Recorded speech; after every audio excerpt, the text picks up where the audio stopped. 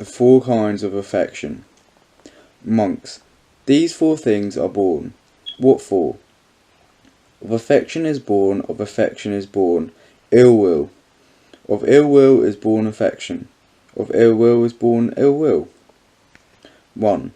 And how is affection born to affection? In this case, monks, one person is dear, pleasant, delightful to another person. Then one treats that person as dear, pleasant, and delightful. The former thinks he who is dear, pleasant, and delightful to me is treated by others also dear, pleasant, and delightful, so he convinces affection from them. Thus, monks, affection is born of affection. 2. How, monks, is ill will born of affection? In this case, monks, one person is dear, pleasant, and delightful to another. Then others treat that one as not dear, not pleasant, not delightful. The former thinks he who is not me dear, pleasant, delightful is treated by others as not dear, pleasant, and delightful.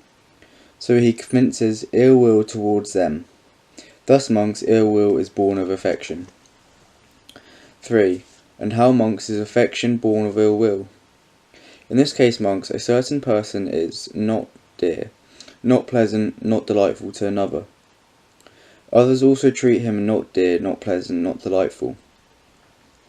Then the former thinks this person is not dear, not pleasant, not delightful to me. Others also treat him as not dear, pleasant, and delightful, so he convinces affection for those others. Thus, monks, as affection is born of ill will. 4. And how, monks, is ill will born of ill will? In this case, monks, a certain person is not dear, pleasant, and delightful to another, but others treat him as pleasant and delightful, the former thinks. This person is not dear, not pleasant, not delightful to me, but others treat him as dear, pleasant, and delightful, so he convinces ill will for those others.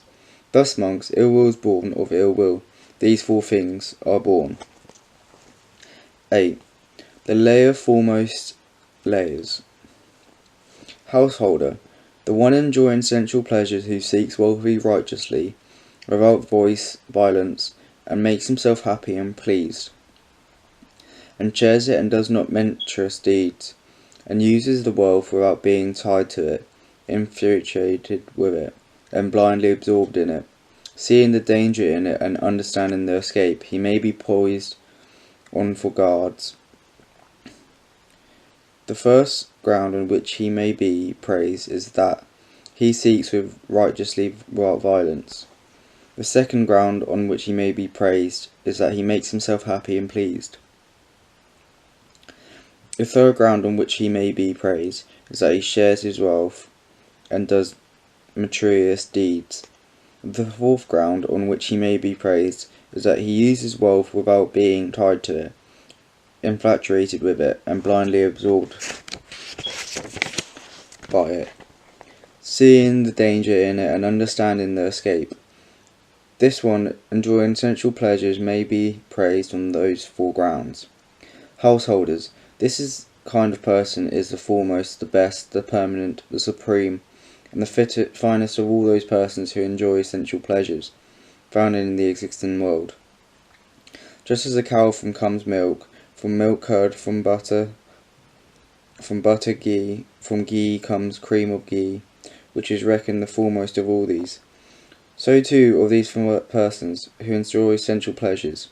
The foremost and the best, the permanent, the supreme, and the finest is the one who seeks wealth righteously, without violence, without having obtained it, makes himself happy and pleased, and shares the wealth, and does meritorious deeds, and uses that wealth without being tied to it, infatuated with it, and blindly absorbed in it, seeing the danger in it, and understanding the escape. 9. The 4 things that lead to welfare, happiness, clansmen in this present life. These are the These four things that lead to welfare and happiness of a classman in his present life. What for? Accomplishment in initiative, accomplishment in protection, good friendship, balanced living. Accomplished in initiative. And what is accomplished in initiative? Here, whatever may be the means by a clansman earns his living, whether by farming, trade, raising cattle, archery, government service, or some other craft, he is skilful and delightful. He possesses sound judgment, and in order to carry out and arrange it properly, this is called accomplishment in initiative. Accomplishment in protection. And what accomplishment is in protection? Here a classman sets up protection and guard over the wealth he has acquired by initiative and energy, amused by the strength of his arms, earned by sweat of his bow.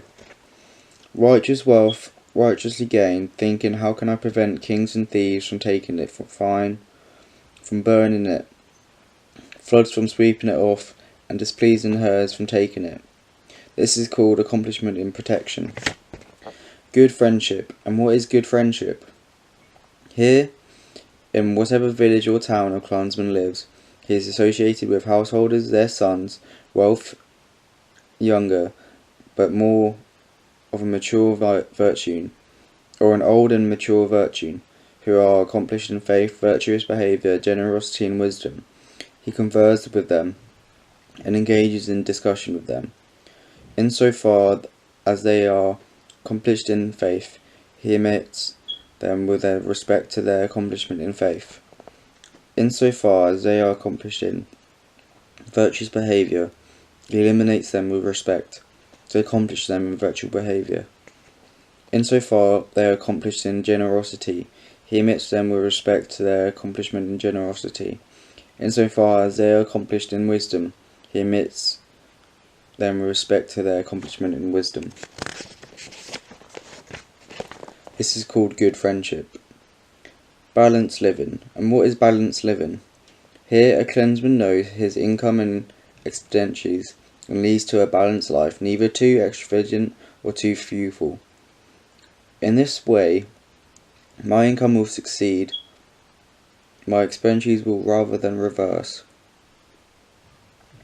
Just as arbiter or his parents are upholding a scale knows by so much as it has dipped, by down so much it has gone up, so a classman knows his income, expenditures, and leads a balanced life, neither too extravagant or too frugal. In this way my income will exceed my expenditures, rather than the reverse.